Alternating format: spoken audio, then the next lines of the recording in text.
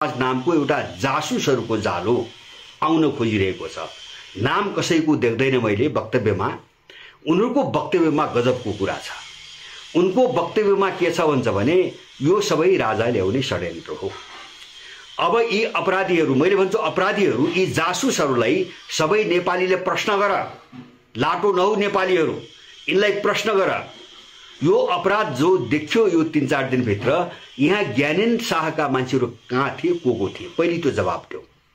अथवा यो भन कि सेनाले पूर्व राजालाई स्थापित गर्नको निम्ति यो हत्याकाण्ड गर्यो र यो आगजनी गर्यो।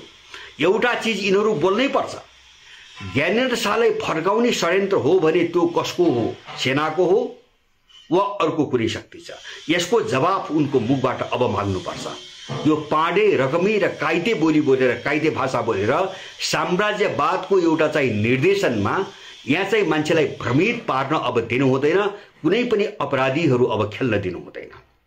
त उनीहरूले अर्को खेल कहाँ सुरु गरे त भन्छ भने एउटा द्वन्द्व र गृह युद्धको वातावरण तयार पार्नुको निम्ति ज्ञानेन्द्र शाहको पुनर्स्थापनाको खेल हो यो भनेर यिनले भनिरहेका छन्।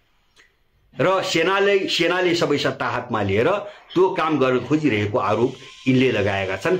मलाई लाग्छ बिल्कुलै अपराधिक मानसिकता, नागरिक आन्दोलनको नाममा घुसेका पेशेवर जासुस हुने यिनी इन्डो पश्चिमा शक्तिहरूका पेशेवर जासुसहरू केही पनि होइन, बिल्कुल तलबी मान्छेहरू होइन भने एउटा जिम्मेवार मान्छेले एउटा अपराधिक भाषाले यस्तो झुट कुरा कहिले पनि बोल्दैन। यिनीसँग ठोस रूपमा यिनको घाँटी समातेर ठोस रूपमा अब जवाफ माग्न जरुरी भइसक्यो। को हो त त्यो? त्यसै ज्ञानेन्द्र शाहलाई फर्काउनुको निम्ति यो हत्याकाण्ड मचाउने को हो? सेना हो भने प्रश्न बोलुन्। अथवा ज्ञानेन्द्र शाहको तबका कुनै जत्था त्यो हो भने प्रश्न प्रमाण दिउन्। हो त्यो हो भने सबै नेपाली लड्न तयार छ। कोही पनि सत्तामा आउनुको निम्ति यत्रो विभत्सता तपाईको नोक्सानी गर्छ, यत्रो मान्छे मार्छ भने त्यस्तो पात्र चाहिँ तपाईको शासन सत्तामा आउन योग्य हुँदैन। तर यिनी झुट कुरा हुन् र भइरहेका छन्, विदेशीले गराइरहेको छ। र यसको सार कहाँ लुकेको छ भन्छ भने मैले यहाँहरूलाई यहाँ भनेको थिएन, मैले अरू सामाजिक सञ्जालमा धेरै लेखेको छु। यहाँ विदेशी सेना आउनुको निम्ति पूर्ण तयारी अवस्थामा छ। राष्ट्रसङ्घ बोल्यो, यहाँहरूलाई थाहा छ, हेर्नुभएको छ, हामी नेपाल आएर सहयोग गर्न तयार छौँ। उनीहरू जसरी माओवादी मार्फत अन्मिनको माग गर्न लगाएर उनीहरू यहाँ आए, यहाँ आएर पुरै साम्प्रदायिकताको बाटोमा उनीहरू गए, मान्छे भट्काउन गए। उनीहरू नेपाल मात्र सीमित रहेनन्, उनीहरू इन्डिया पनि पसे। अन्मिनका मान्छेहरू इन्डिया पनि पसे र त्यहाँ पनि भट्काउन थालेपछि इन्डिया झस्कियो र पछि इन्डिया अथवा चाइना सबैको दबावमा यहाँबाट अन्मिनलाई यिनी निकाल्न बाध्य हुनु पर्यो। अन्मिन निस्कियो। त्यही कडीलाई राष्ट्रसङ्घले फेरि जोड्न खोजेको छ।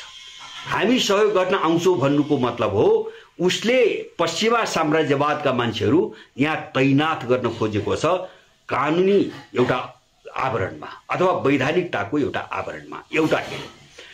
दोस्रो खेल, दुईटा खेल सुरु भए।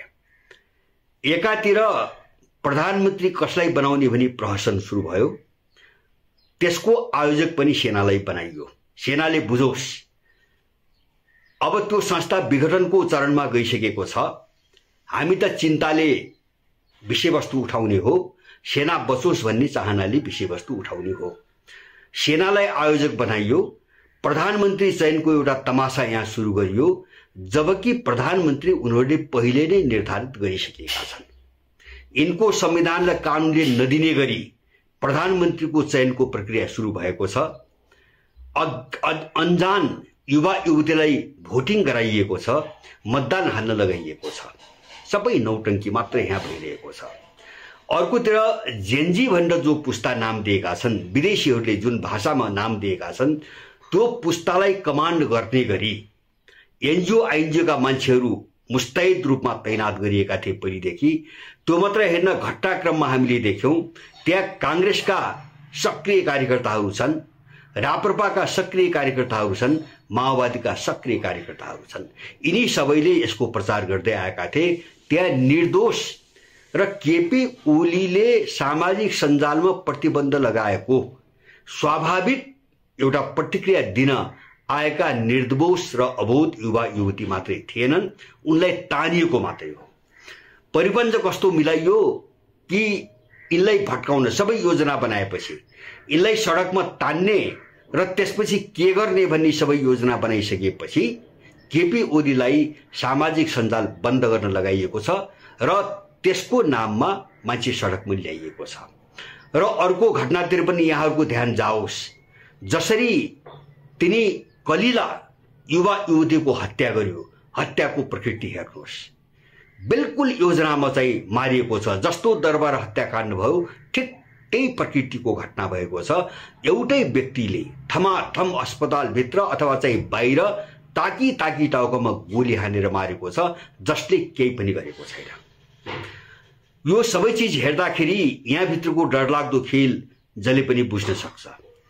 अहिले मैले भने एउटा प्रहसन प्रधानमन्त्री बनाउने भनेर गर्न लगाइएको छ, अब त्यसमा अर्को प्रहसन सुरु भयो। अब सडकमा